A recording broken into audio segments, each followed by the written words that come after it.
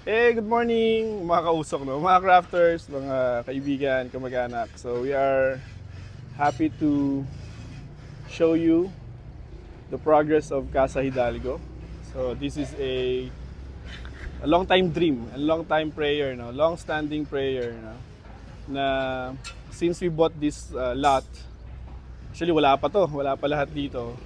Pero dun sa scrapbook ni Mrs., ang plan niya is to have a small resort or private resort dito sa lugar na to. And that's what we started this year at inuunti-unti natin pinagtutulungan namin ni Mrs.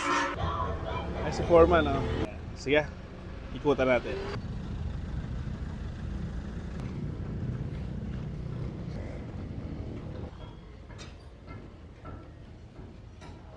This is the main structure. Sa function room underneath, tapos merong isang malaking room doon sa may taas. And then yung living area on the left side. Tapos meron dalawang room sa taas. So, and then ito yung gazebo. So ngayon nagtatrases and siguro in 2 weeks time nakakabit na rin siguro yung bubong. Meron siyang terrace around. Glass yung kanyang frontage with concrete barriers. Yan. And then dito sa ibaba, ito yung pinaka gazebo. So we're planning to have billiard table here. Probably mga synthetic rattan na sofa or table. Yan. So may counter, may ref. Yan. So this gazebo is facing the pool, no? You have the parents here overlooking the pool. Yan. So comfortable naman siya. Siguro probably around 20-30 persons na mag-stay rito. Hindi naman sila sabay-sabay na nasa pool. So probably 10-15 doon sa pool. And then yung iba chill dito sa billiard, videoke. Ayan. Yung mga nanay tatay nagluluto. Dito sa baba, we're planning to use this area for function, no? Indoor function. So kung may mga booking ng mga dedication or mga small birthday celebration. So ito yung function indoor. Yan. For bigger crowd or bigger event, we still have yung ating front lawn na nandoon sa dulo. Yan. So that can accommodate, ang dami na siguro na about 80-100 packs ng event. Kasi yung area naman na yun dedicated for tables and chairs and events. Yan. Meron din isang room na malaki sa taas. So for corporate naman na mga bookings, pwede sila doon sa taas. They have the options to rent the gazebo and pool or with the rooms na nasa taas ng gazebo. Ayan. Meron din naman na room dito sa may taas. Pagka family, main structure, may dalawang room, isang master suite. And later on, makikita natin yung master suite doon sa taas. It has an open deck. So itong taas na to, if you take these stairs, there's an open deck here.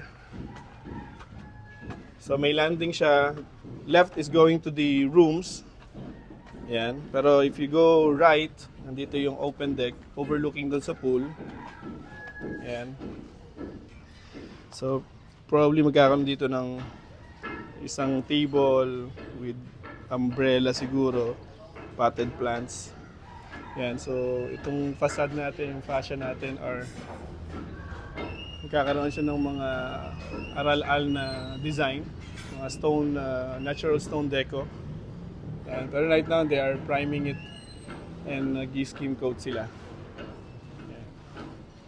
So yeah, overlooking dun sa pool. Yeah. So this will have stainless rails and mga glass, no?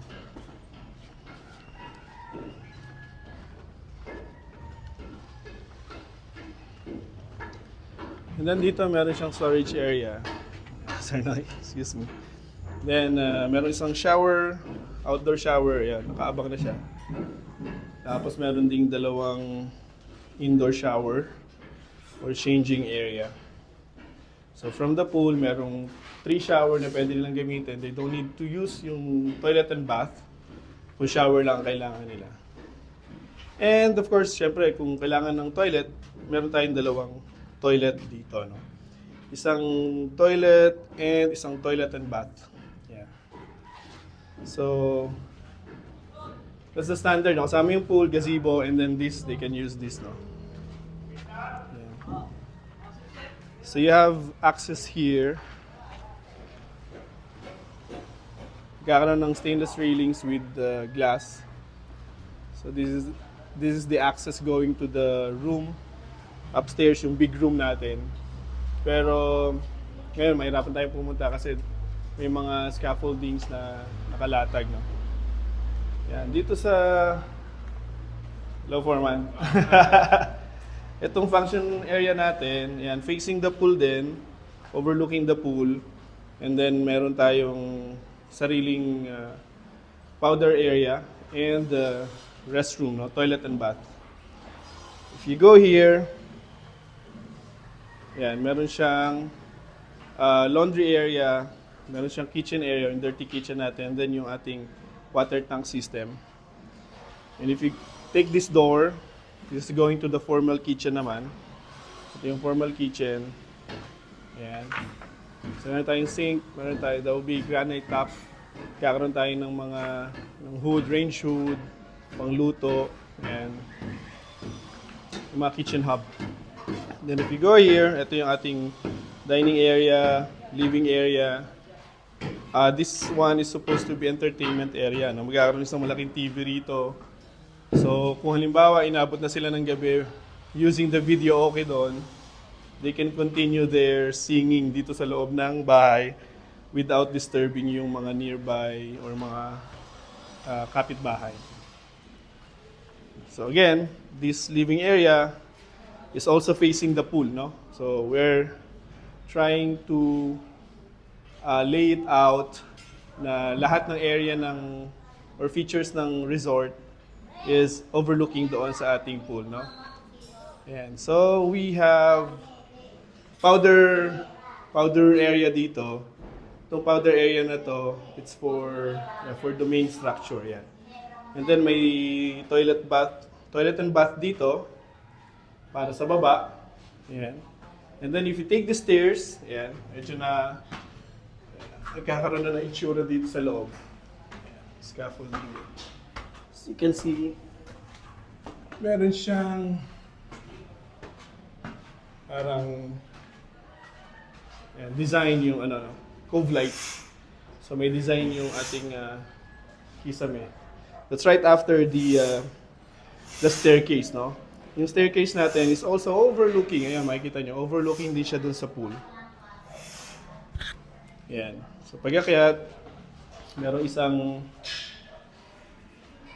toilet and bath dito for the 2 rooms, no? Say for example, family yung gustong mag-rent. So ito yung parang room for the kids. O yung pipinsan, ayan. And then, ito namang room na to. Ito yung for sa mga parents. Ayan. For adults. Ayan, ganda oh. May cove light yan. Dalawa yung lubog niya. Isa dito. So, dun sa unahan. And again, facing yung ating pool. So, kita yung deck, gazebo, and then yung pool. Of course, yung mga perimeter natin, itataas pa natin yan. And then, magpapataas tayo ng mga halaman.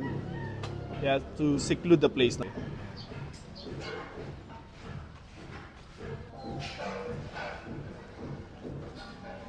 Terrace, and then isang big room. No? There's one big room wherein they can book this area. For example, mga office mates, mga corporate events, or corporate na seminars. And so they have room to to sleep over, no? And may toilet and bath siya na solo. At andun yung ating mga kahoyan. Mamaya higutan natin yan. Yeah, so far, that's the progress, no? Baba tayo. Straightforward design. Ang gusto lang natin is to make it multifunctional. Pwede sa pamilya, pwede sa barkada, pwede sa mga corporate events. Yan, so this is the pool. Ayan. So dalawa access no, on both sides. And then merong isang lap pool na parang siyang jacuzzi, may bumubuga na tubig yan. And then dito sa area na to, magkakaroon dito ng parang barbecue area. This area, yan. This area will have parang a barbecue corner. Para hindi na doon sa gazebo mag-iihaw. So pagka-ihaw nila dito, punta sa pool, yan. Or meron ding ano, parang hindi sunken garden eh. Parang small area na barbecue area nila. Shaded, may upuan, may counter, may sink. Yan. Nandito nga yung ating ano, mga nagkakahoy. BP Plus. Anong balita dyan? Ayan, so pag inikutan nyo to sa bubong, dito, puro kahoy yan. As you can see. Napatuyo yan. Ayan.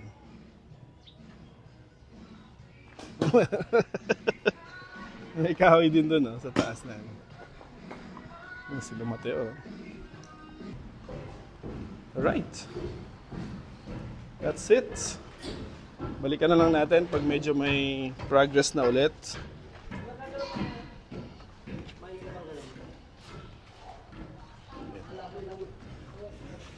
So yeah, thank you very much and maraming salamat for joining me and watching this video, and hopefully mag-book kayo pagka ready na to do the booking, and yeah.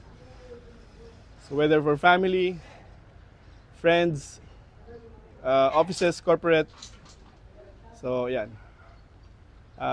We'll let you know once it's ready. Again, to God be the glory, sa Diyos ang papuri, sa Kanya lahat. Maraming salamat sa provision niya. And yeah, ciao, thank you.